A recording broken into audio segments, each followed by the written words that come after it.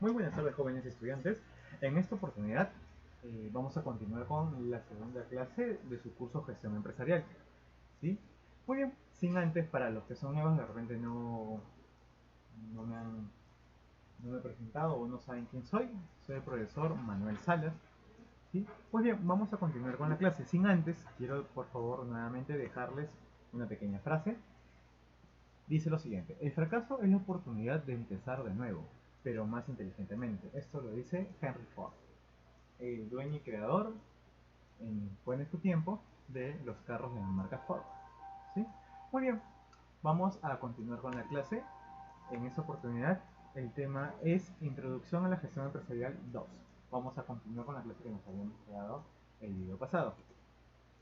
Muy bien, el objetivo sigue siendo el mismo, chicos. Básicamente es desarrollar y dominar la génesis de la gestión empresarial. Quiere decir esto que ustedes van a conocer los principios y van a poder dominar en sí la teoría de cómo se originó la empresa a nivel histórico y a nivel científico. ¿Sí? Pues bien, vamos a continuar. Ahora vamos a dar paso al siguiente tema. La empresa en sí. ¿Qué es la empresa? Hay características de la empresa. Si bien ya habíamos visto ciertos temas como la dimensión de la empresa, ahora vamos a ver las características.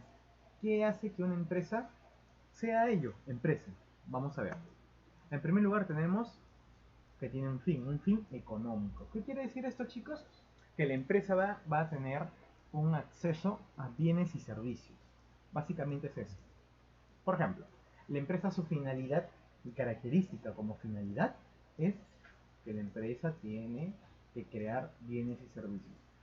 Voy a hacer un paréntesis en esta clase, chicos, un momento. Voy a recordarles lo siguiente. Este video tiene que ser transcrito en el cuaderno. Ojo, por favor, ¿sí? Transcrito en el cuaderno. De igual manera, por el momento se va a desarrollar de esa manera. Y al finalizar este video hay una pequeña práctica que hay que desarrollarlo en el cuaderno también. ¿Sí? Luego ya se les va a indicar que ustedes tienen que tomar una foto de lo que desarrollaron para que posteriormente lo suban a una plataforma virtual.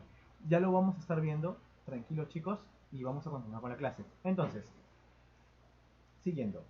Tiene un fin económico, dos puntos. El fin económico de la empresa viene a ser que tiene que generar bienes y servicios. Continuemos. Tiene un fin mercantil. ¿Cuál es el fin mercantil, chicos? Que bueno, es producir y vender. Producir y vender. Es muy parecido al fin económico, tiene mucho que ver, pero en este caso básicamente ya habla del proceso, ¿sí? Entonces, ¿cuál es el fin mercantil de la empresa? Es producir y vender. Producir y vender. Hacer esa cadena. Es un cíclico. Va dando vueltas. Es producir, vender. ¿Sí? Vamos a ver la otra característica. Es que tiene un fin lucrativo. ¿Qué nos hace mención la palabra lucrativo? Básicamente, lucrativo viene de lucrar, conseguir una ganancia. ¿Sí? Entonces, dos puntos. El fin lucrativo viene a ser que la empresa como característica es ganar utilidades. Ganar, en este caso, un satisfacer su primera necesidad de ganar dinero. Esa es la primera necesidad de una empresa. Generar ingresos. ¿Correcto? Entonces, esa es la tercera característica de una empresa. La cuarta característica, y no la menos importante, es la responsabilidad. Chicos, ¿qué es la responsabilidad en una empresa? Esto va a tener tres ítems. Vamos a poner tres puntos. El primer punto es la responsabilidad de producir un producto de calidad. Hoy en día vemos que existen, por ejemplo, diferentes celulares. ¿Sí? Existe la marca Huawei, Samsung, Apple, ¿sí? Y cada uno tiene un proceso distinto que el otro. Cada uno se diferencia, ¿no? Y tiene un término. Quiere decir esto de que produce de una u otra manera un tipo de calidad. Hay mejores celulares que otros. De repente para algunos un Huawei es mejor que un Apple y viceversa, ¿no? Pues bien, chicos, entonces vamos a continuar. El segundo punto dentro de responsabilidad viene a ser que tiene, en este caso, una responsabilidad con sus empleados o genera empleo. Generar empleo es una responsabilidad y característica de la empresa. Toda empresa de por sí va a generar un empleo, ¿sí? De por sí va a generar que alguien se beneficie, sea solamente una empresa de una sola persona que se dedica, por ejemplo, a cocinar y vender comida, igual y genera un empleo. Quieras o no, hay un momento que él va a generar empleo para alguien, ¿sí? Pues bien, eso también es una responsabilidad de las empresas, porque hoy en día se prevé y es característica de las empresas de que muchas de estas puedan, en este caso, velar por sus empleados, ¿sí? Entonces, esa es una característica dentro de responsabilidad. Como tercer ítem de responsabilidad, chicos, vamos a poner responsabilidad con la naturaleza. ¿Por qué? En este caso es un tema muy sensible, porque hoy en día las empresas tienen que tener un concepto ecológico, gran mayoría de ellas. Por ejemplo, las mineras. Vamos a poner ejemplo las mineras. Las mineras están obligadas, ¿sí? Por ley, a poder tener un planteamiento y un esquema ecológico antes de presentar su proyecto. ¿Sí? Pues bien, vamos a continuar. Aquí terminamos el tema de las características de las empresas. Ahora vamos a ver la evolución histórica de las empresas, chicos. En primer lugar, la evolución histórica. ¿Cómo empezó? Si es que empezó desde la época primitiva o cómo se fue generando, ¿sí? Pues bien, vamos a ver. En la época primitiva, número uno, aquí es lo siguiente, van a escribir esto. En la administración, ¿sí? La autoridad máxima era el patriarca. O sea, en la época primitiva, en esa administración que se daba en esta sociedad, el principal, el jefe, el que mandaba, digamos, era el patriarca, ¿sí? Se formaban organizaciones de trabajo. En esta época se habían formado organizaciones de trabajo que se dividían en sexo y edad. Ejemplo, un niño no podía salir a cazar. ¿Por qué? Porque no contaba con la experiencia, ni con la fuerza, ni con la habilidad para salir a cazar. Entonces, ¿quiénes solamente salían a cazar? Los varones, ya, digamos que tuvieran una mayoría de edad. No se podía de repente contabilizar por edad, pero sí por formología, digamos, por un tema de altura, por un tema de formación de su cuerpo. Entonces, por ahí se iba, ¿sí? Otra época, chicos, las grandes civilizaciones. ¿Cuándo se dan estas civilizaciones? Aparecen en el año 2150 a.C. hasta 500 a.C. Vamos a poner dos puntos. Qué se caracteriza en estas grandes civilizaciones? Se fundamenta en la organización de los recursos y el trabajo. ¿Sí? Como característica es que la administración se ejerce de forma empírica. Todavía no se sabía a cierta forma que era una administración, ni en este caso se podía decir que era administrar algo como propiamente dicho, ¿sí? Hay que recordar que en esa época, ¿sí? Ya se estaban organizando los recursos que ellos tenían para poder crear trabajo entre ellos, ¿sí? Pues bien, vamos a ver otra época, la antigüedad grecolatina. Estamos hablando de la cultura griega y la cultura romana. Abarca entre los años 500 a.C. hasta 400 después de Cristo. Abarcó mucho tiempo en sí. ¿Sí? Vamos a ver cuáles fueron las características. Dos puntos. La administración era de tipo coercitivo y se sustentaba en el esclavismo. Muy bien. A ver, chicos, en esta época se caracteriza mucho porque la administración, los jefes, los que mandaban en esa época, todo lo hacían a medida de la fuerza. Ellos utilizaban la fuerza para poder hacer que las otras personas trabajaran para ellos. Existió por mucho tiempo el esclavismo, ¿sí? Entonces no se podía llamar empresa todavía. Era un tipo de empresa pero obligatoria, no tenías una remuneración. A mí no me pagaban por trabajar, o sea, por haber construido, por ejemplo, el Coliseo Romano, ¿sí? Que duró la construcción mucho tiempo, muchos años.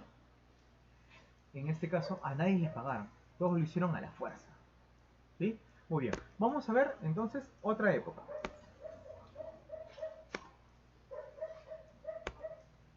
Muy bien, vamos a ver aquí. En este caso, vamos a ver primero la Edad Media. La Edad Media, vamos a poner dos puntos, durante el feudalismo, ¿sí? El comercio se dio como en la primera forma de empresa primitiva. En este caso, en la Edad Media, que abarca entre el año 400 y 1400, aparecieron los señores feudales, ¿sí? El feudalismo. Entonces, aquí avanzó el comercio mucho, se dio mucho el comercio. Y es aquí donde aparecieron recién las primeras empresas, pero de forma muy primitiva. Todavía no estaban constituidas como empresa, como tal, ¿sí?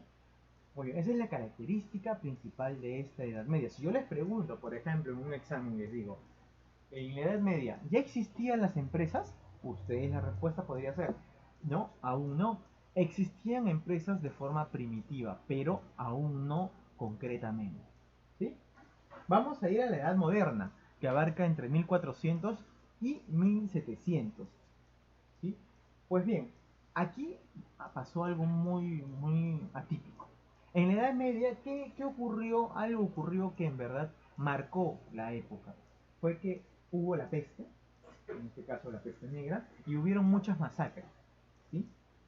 Entonces, los señores feudales, ¿sí?, se vieron en la obligación de contratar ya campesinos, pero asalariados. Entonces, en la Edad Moderna la principal característica es de que el trabajo ya era remunerado, te pagaban por trabajar, ya te comenzaban a pagar por trabajar.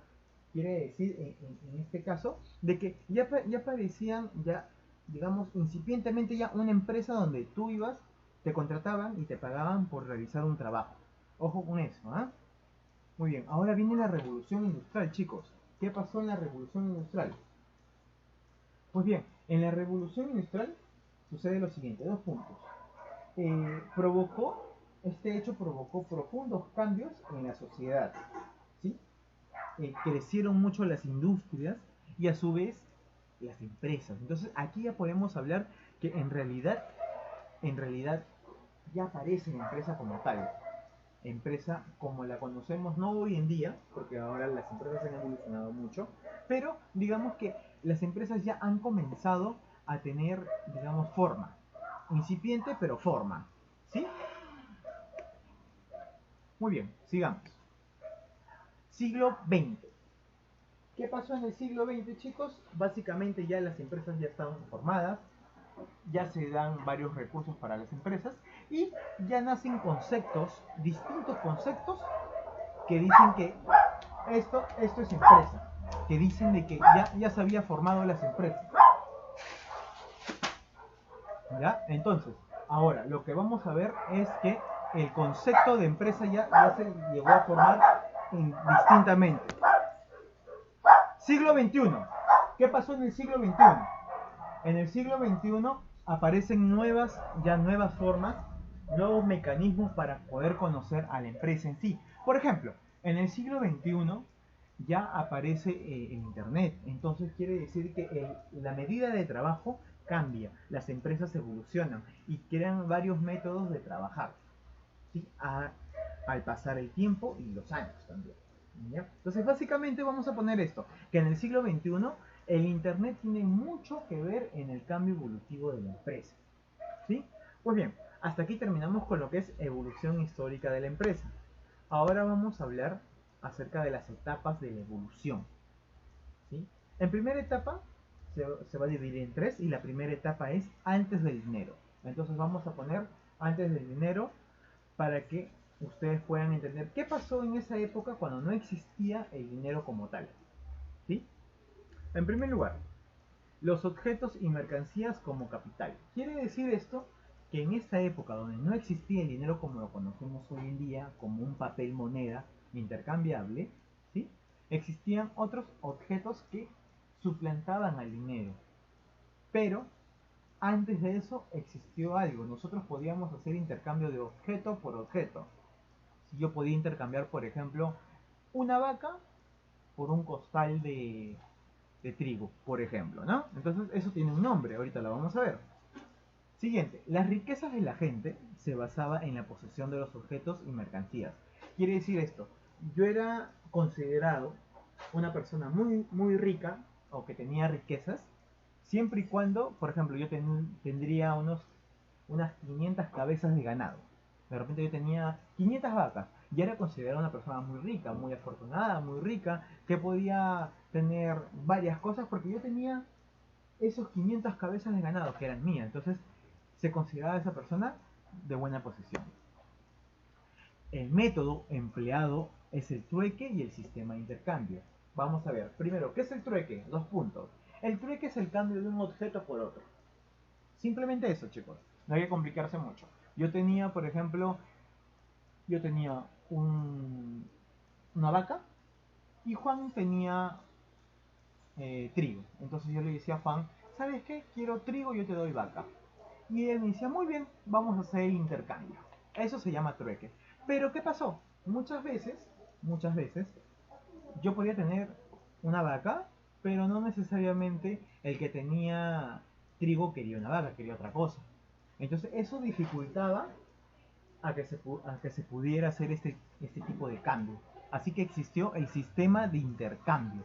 ¿Qué es el sistema de intercambio? 2 puntos.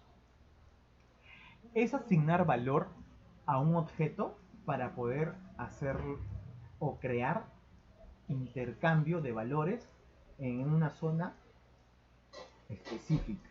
¿Sí?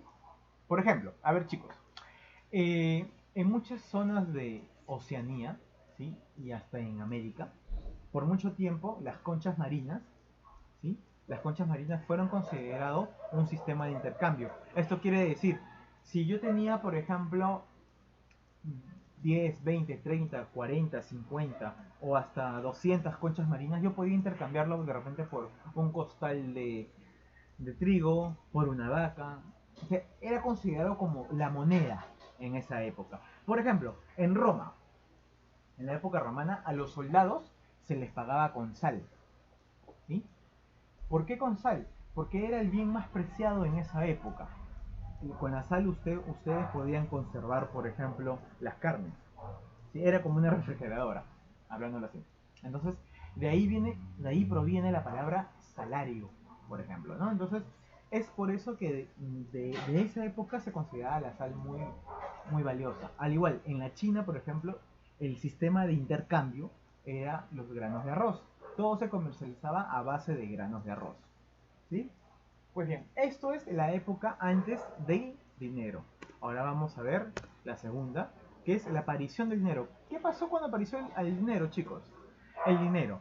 A ver, primero vamos a tener un dato, eso lo van a poner como dato. El dinero aparece como tal, como papel moneda, aparece en China.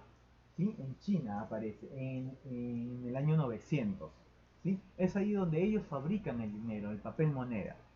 Es el uso de metales e intercambio por papel moneda. Por ejemplo, hubo una época donde el sistema de intercambio que estábamos hablando anteriormente se volvió en metales preciosos. Por ejemplo, el oro, la plata, ¿sí? Esos eran metales preciosos.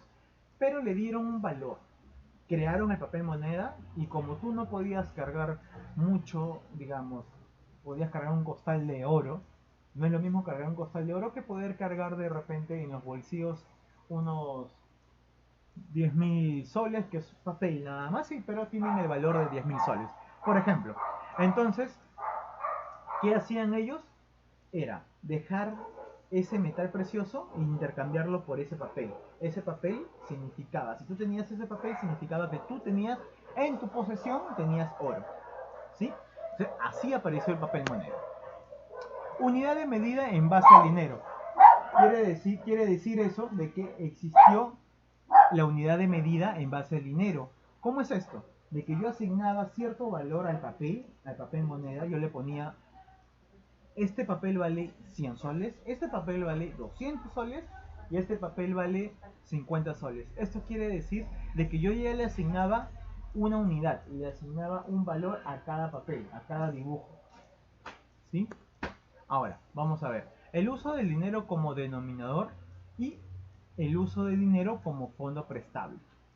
Quiere decir esto que el dinero ya se había convertido, en esta época ya se convierte en un valor asignable a un determinado fondo, a un determinado criterio. Por ejemplo, yo le asigno que cierta cantidad de papeles de un denominador me equivalen a otra cantidad.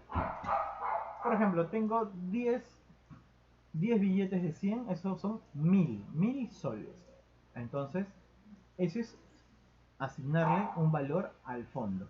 También puedo poner de que yo tengo una barra de oro y esa barra de oro cuesta, por ejemplo, 3000 soles. Entonces ya le estoy dando un valor a esa barra, pero por el dinero que tengo a la mano. ¿Sí? Pues bien, esto de acá se ve complejo, pero en verdad es muy práctico. Simplemente cuando aparece el dinero todo cambia. Ya se le puede asignar un valor determinado a las cosas. ¿Sí? Pues bien, ahora las financieras. Surge de las instituciones financieras, surgimiento. ¿Esto qué quiere decir? Aparecen los bancos, chicos. Los bancos. En China también. En China también aparecen los primeros bancos. Ya en esta época, estamos hablando de los años 1600 aproximadamente, ya se formalizan los bancos como tal, ¿sí? Apareciendo en Inglaterra, apareciendo en Alemania, apareciendo en Francia, y ellos determinan que este valor que se les va a asignar a las cosas, ellos pueden administrarlo. Por eso que nacen los bancos, quienes administran ese metal precioso que tú dejabas a cambio por dinero, por papel moneda. Y ellos te asignaban el papel moneda, te decían, muy bien, este metal que tú estás dejando a cargo del banco vale tanto. Entonces te damos un papel moneda que vale esa cantidad. Y así aparecieron. Luego han evolucionado y hoy en día se trabaja en la bolsa de valores. ¿Qué es la bolsa de valores? Básicamente la bolsa de valores es el lugar donde se puede comercializar acciones de las empresas. Por ejemplo, tú tienes una empresa en la cual tienes 100 acciones. Tú puedes poner en la bolsa de valores, puedes poner a la venta 20 acciones, 50 acciones, las acciones que tú creas conveniente. Entonces es ahí en ese momento que tú puedes hacer ese uso e intercambio en la propia bolsa de valores. ¿Sí? Pues bien, hasta aquí hemos llegado a ver lo que es el tema en sí de la evolución del dinero, ¿sí? O de la empresa, pero a través del dinero. Ahora vamos a ver las funciones en la evolución. Es básica. La empresa básicamente tiene tres aspectos que se van a ver obligatoriamente a cumplir. La primera es que se anticipa. ¿Qué quiere decir esto? Que la empresa se anticipa al, a las necesidades que puede tener una persona, ¿sí? Para ello se organiza y asume riesgos. Son tres procesos, ¿sí? Estas son las funciones que cumple en la evolución la empresa. Primero, por ejemplo, nosotros tenemos o fabricamos cupcakes. Vamos a hacer un ejemplo. Nosotros sabemos que en una zona determinada, consumen mucho dulce, ¿sí? En este caso nosotros nos vamos a anticipar, vamos a darles el tipo de dulces que a ellos les gusta consumir. Eso se llama anticiparnos. Nos organizamos, construimos todo, invertimos dinero para poder fabricar ello, ¿sí? Para poder cocinar, por ejemplo, para poder elaborar los hotcakes, y asumimos el riesgo. ¿Cuál es el riesgo que vamos a asumir, chicos? Básicamente es decir, bueno, voy a crear o voy a cocinar 50 hotcakes, ¿sí? 50. Voy a asumir el riesgo que me compren los 50, pero también hay un riesgo que solamente me compren 20, 30 y que me quede 20 o que me queden 10. Entonces, ese se llama asumir riesgos. Y la empresa de por sí tiene estas tres características principales, que son, se anticipa a los hechos, se organiza, ¿sí? Y asume riesgos. ¿Por qué asume riesgos, chicos? Porque básicamente la empresa siempre va a asumir riesgos porque necesita ganar dinero, ¿sí?